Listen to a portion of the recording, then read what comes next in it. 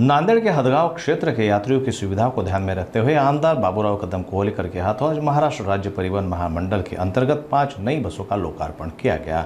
In बसों में 4 लालपरी और एक मानव विकास मिशन के अंतर्गत प्रदान की गई विशेष बस शामिल है।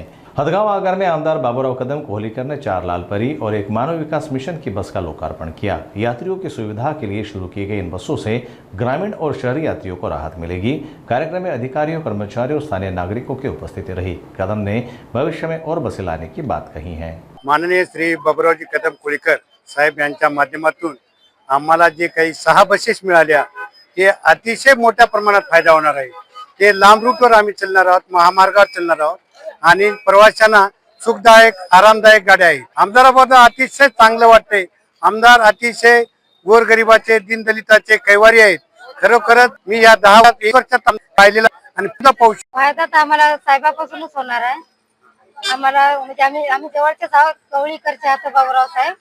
आम्ही त्याचे शेजारी आहोत, मार्लेगावातून त्याचे आम्हाला लई खूप आभार झाले। आम्हाला आमच्या गाव तालुक्यामध्ये त्याने 5 गाड्या सोडल्या, त्याचे आम्ही आभारी आहोत। आज आपल्या आगारामध्ये 5 लालपरी आणि एक मानव विकास अशा एकूण 6 बसेस नवीन आलेल्या आहेत। 5 लालपऱ्या ज्या आहेत आपण जास्तीत जास्त लांब आणि मध्यम लांब पल्ल्याला सुरुवातीला 5 गाड्या सुरू करणार आहोत। ती एक निळी गाडी आहे आपल्याला मानव विकासची, ती हदगाव ते हिमायतनगर मधील जे विद्यार्थ्यांच्या फेऱ्या आहेत त्याच्यासाठी ती गाडी पर्टिक्युलरली चालणार आहे।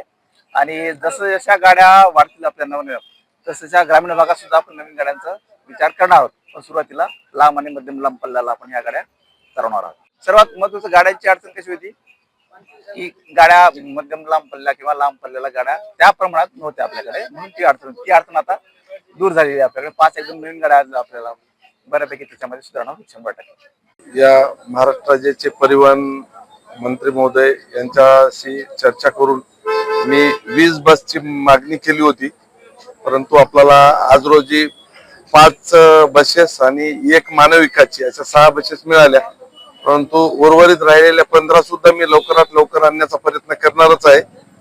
आणि अगोदरच्या बसेस खूप जुन्या झाल्या होत्या, तरी ह्या बसेस आज आपल्या आगारात 5 बसेस आणि मानव विकासची एक 6 बसेस मिळाल्या। हो, इथं प्रवाशाची खूप हाल होत होते, तर एक स्थानिक विकास निधीमधून पाणी फिल्टर सुद्धा बसविण्यात आलेले आहे, जेणेकरून उन्हाळ्याचे दिवस आहेत, थंड पाणी आणि शुद्ध पाणी प्रवाशाला मिळावं याच दृष्टिकोनातून पाणी फिल्टरची सुद्धा व्यवस्था केली आहे।